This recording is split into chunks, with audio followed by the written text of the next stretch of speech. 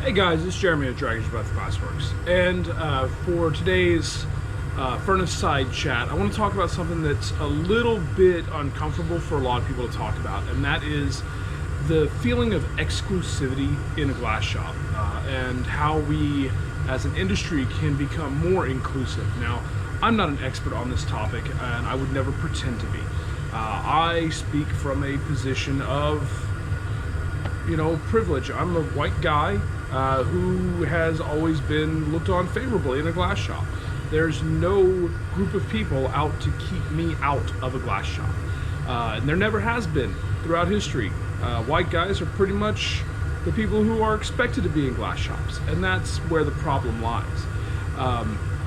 You see, there's very few people of color, there's very few women as a whole working in glass studios, and it's not because it doesn't appeal to those people. It just is that they've felt excluded a lot of the times. And again, I'm not a mouthpiece for other people.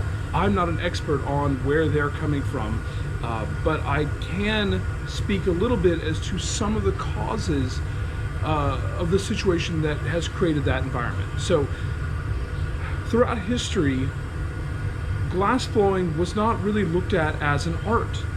It was a craft, a fine craft often, but it was a craft, and crafting and factory work was primarily done by men throughout most of history, and that has stuck in glass blowing and a lot of other fields as well, I'm sure, but I'm not an expert in those fields.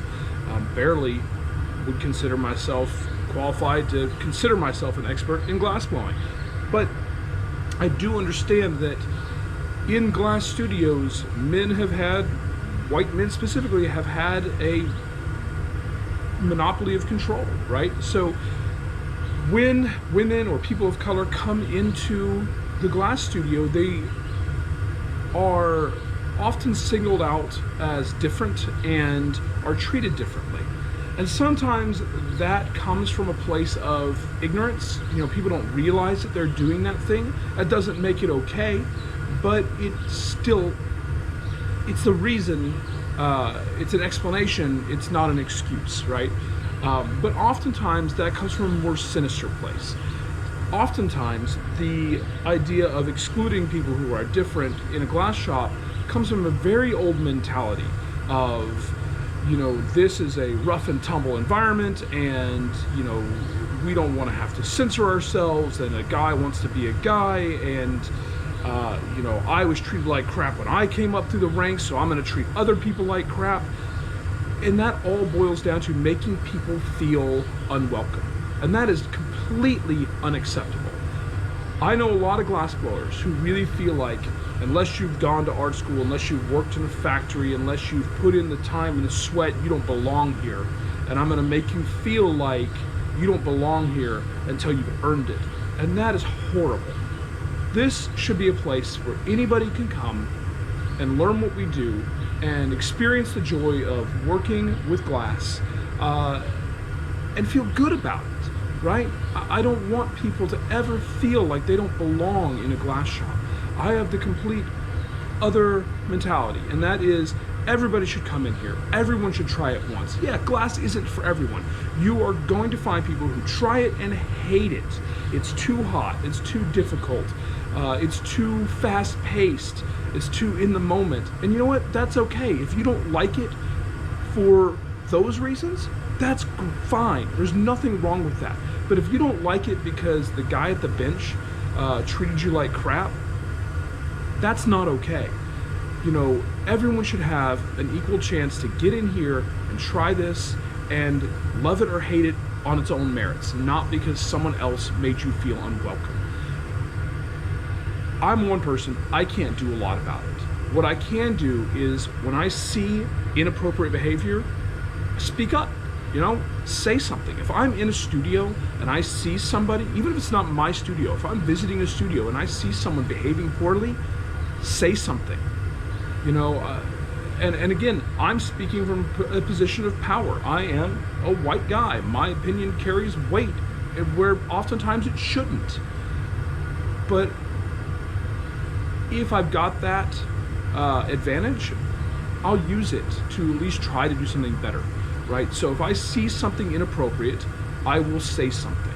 And that desire for everyone to come in here and experience this on the same level, that comes from when I came up, when I started learning how to blow glass. I came up in a very toxic studio. Now, I definitely saw women being treated less than guys. You know, I came in with no experience. There was a girl in the studio who had a couple years of experience, and I was given opportunities that she absolutely wasn't. I think that the owner of that studio has gotten better over the years, but I haven't worked with him in many, many years. So I honestly couldn't tell you for sure, but from what I've heard and what I've seen, I think he has gotten a bit better. But it wasn't just the sexism thing. I mean, he came from a very old school, you know, I'll yell at you, I'll treat you like crap, you don't belong here, you don't have the skills, your opinion's not important, and that's terrible. You know, when someone's just learning, you can't expect more out of them than they are capable of.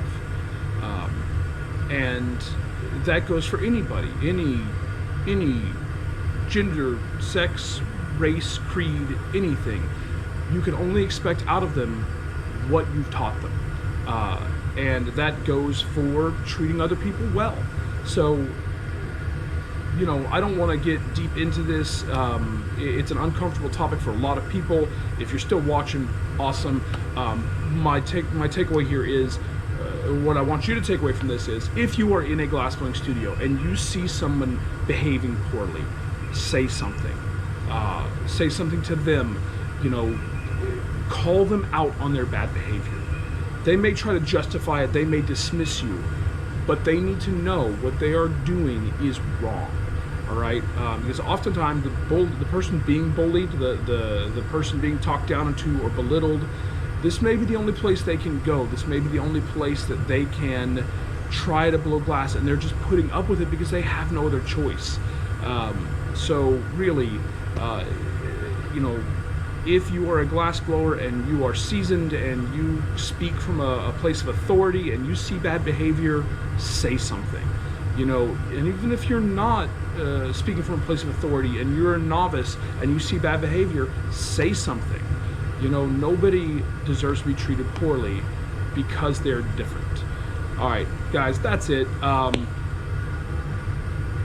I hope you enjoyed that. Like I said, a little heavier than we'd like to normally get into. Next week, we're going to talk a little bit about colors and glass colors, and we're going to talk about different coloring techniques and when to choose frit versus bar versus stringers and color cups and things like that. So tune in next week if you want to see that. As always, please like and subscribe if you did enjoy the video or if you found it thought-provoking at all. There's going to be some other videos over here, and I really appreciate your time. Y'all have a great one.